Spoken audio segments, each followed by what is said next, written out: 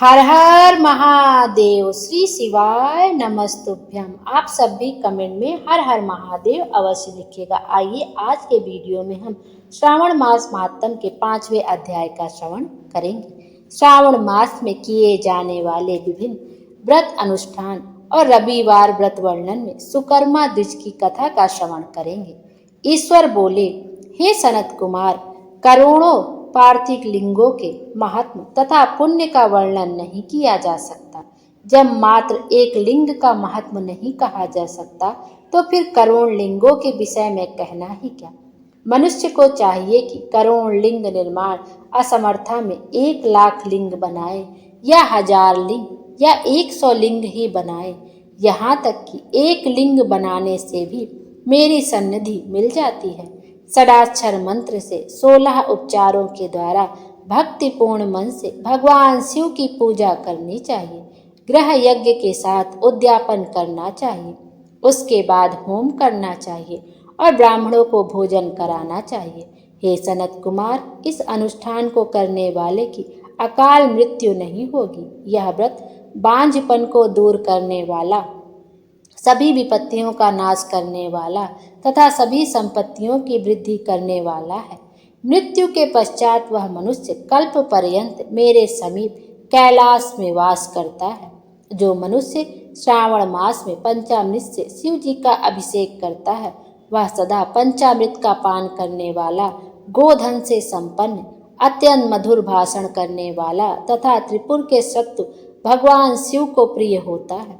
जो इस मास में आनोदान व्रत करने वाला तथा हविष्यान ग्रहण करने वाला होता है, वह ब्रीह आदि सभी प्रकार के धान्यों का अक्षय निधि स्वरूप हो जाता है। पत्तल पर भोजन करने वाला श्रेष्ठ मनुष्य सुवर्ण पात्र में भोजन करने वाला तथा शाक को त्याग करने से शाक कर्ता हो जाता है। श्रावण मास में केवल भूमि पर सोने वाला कैलाश में निवास प्राप्त करता है। इस मास में एक भी दिन प्रातः स्नान करने से मनुष्य को 1 वर्ष स्नान करने के फल का भागी कहा गया है।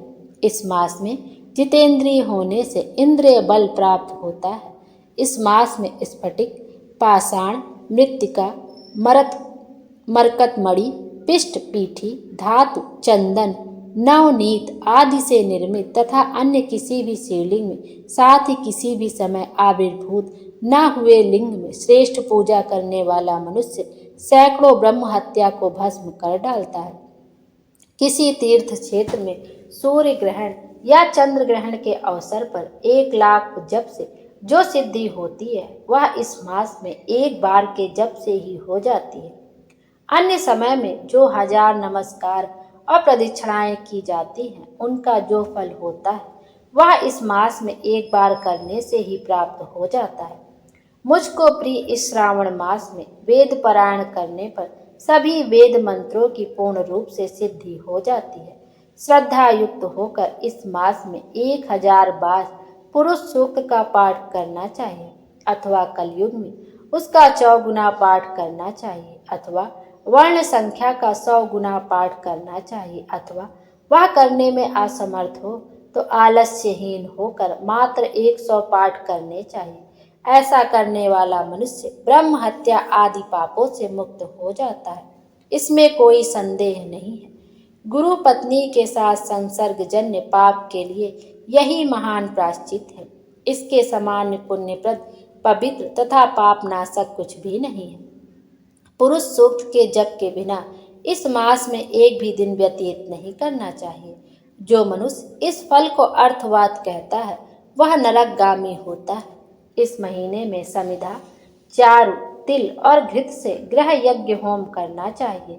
शिव के रूपों का भली भांति ध्यान आदि करके धूप, गंध, पुष्प, नैवेद्य आदि से पूजन करना चाहिए और अपने सामर्थ्य के अनुसार कोटि होम, लक्ष्य होम तथा 10 सहस्त्र होम करना चाहिए। बृहतिया ओम भूम ओम भूम ओम स्वाहा के साथ तिलों के द्वारा भी यह ग्रह यज्ञ नामक होम किया जाता है। सनत कुमार, इसके बाद अब मैं वारों के व्रतों का वर्णन करूंगा, आप सुनिए। हे अनग, उनमें सर्वप्रथम मैं आपको रविवार का व्रत बताऊंगा। इस संबंध में लोग एक प्राचीन इतिहास को कहते हैं। प्रतिष्ठानपुर में सुकर्मा नामक एक द्विज था।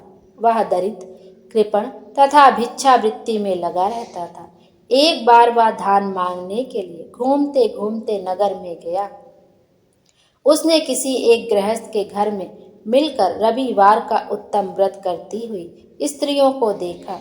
तब उसे देखकर वे स्त्रियां परस्पर कहने लगी कि इस पूजा विधि को शीघ्रता पूर्वक छिपा लो।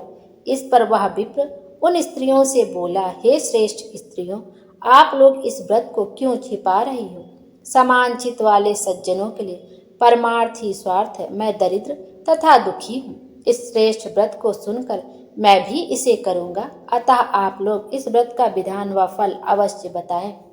स्त्रियां बोली, हे द्विज, इस व्रत के करने में आप उन्माद तथा प्रमाद करेंगे, अथवा भूल जाएंगे, अथवा इसके प्रति अभक्ति या अनास्था रखने लगेंगे। अतः आपको यह व्रत कैसे बताऊं?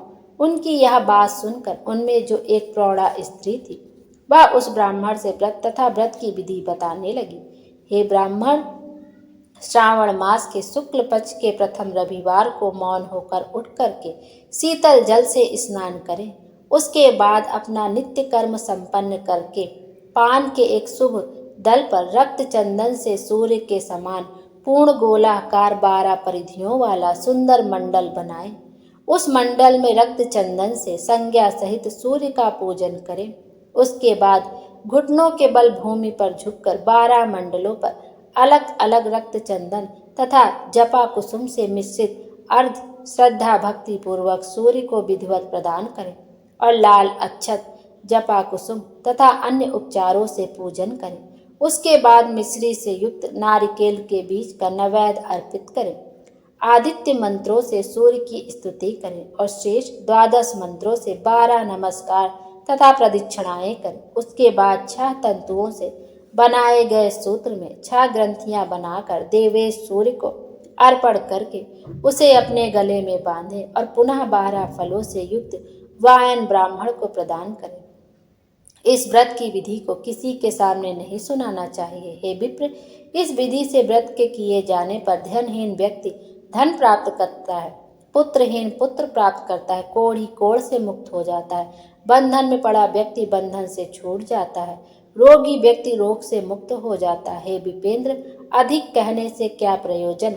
साधक जिस चीज अभीष्ट की कामना करता है वह इस व्रत के प्रभाव से उसे मिल जाता है। इस प्रकार श्रावण के 4 रविवार और कभी कभी 5 रविवारों में इस व्रत को करना चाहिए। इसके बाद व्रत की संपूर्णता के लिए उद्यापन करना चाहिए। हे विपेंद्र, आप भी इसी प्रकार करें, इससे आपकी सभी कामनाओं की सिद्धि हो जाएगी। उसके बाद उन पतिव्रताओं को नमस्कार करके वह ब्राह्मण अपने घर आ गया। उसने जैसा सुना था उसी विधि से उस संपूर्ण व्रत को किया और अपनी दोनों पुत्रियों को भी वह विधि सुनाई। उस व्रत के सुनाने मात्र से शिव जी के दर्शन से तथा उनके पूजन के प्रभाव से वे कन्याएं देवांगनाओं के सदृश हो गई। उसी समय से उस ब्राह्मण के घर में लक्ष्मी ने प्रवेश किया और वह अनेक उपायों तथा निमित्तों से धनवान हो गया। किसी दिन उस नगर के राजा ने ब्राह्मण के घर से होकर राजमार्ग से जाते समय खिड़की में खड़ी उन दोनों सुंदर तथा अनुपमेय कन्याओं को देख लिया। तीनों लोकों में कमल, चंद्रमा आदि जो भी सुंदर वस्तुएं हैं, उन्हें वे दोनों कन्याएं अपने शरीर के अवयव से तिरस्कृत कर रही हैं। उन्हें देखकर राजा मोहित हो गए और क्षण भर के लिए वहीं खड़े हो गए। ब्राह्मण को शीघ्र बुलाकर उन्होंने दोनों कन्याओं को मांग लिया। तब उस ब्राह्मण ने भी हर्षित होकर दोनों कन्याएं राजा को प्रदान कर दी। उस राजा को पति के रूप में प्राप्त करके वे कन्याएं भी प्रसन्न हो गए। वे स्वयं इस व्रत को करने लगी और पुत्र पौत्र आदि से संपन्न हो गए। हे मुनि, महान ऐश्वर्य देने वाले इस व्रत को मैंने आपसे कह दिया। हे विधिनंदन, जिस व्रत के श्रवण मात्र से मनुष्य सभी मनोरथों को प्राप्त कर लेता है, उसके अनुष्ठान करने का फल का वर्णन कैसे किया जाए। इस प्रकार श्री स्कंद पुराण के अंतर्गत ईश्वर सनत कुमार संवाद में श्रावण मास महात्म्य में रविवार व्रत आदि कथन नामक 5वां अध्याय पूर्ण हुआ। बोलो शंकर भगवान की जय। शंकर भगवान हम सबकी मनोकामना पूर्ण करे और हमारे जीवन को खुशियों से भर दे। Thank you.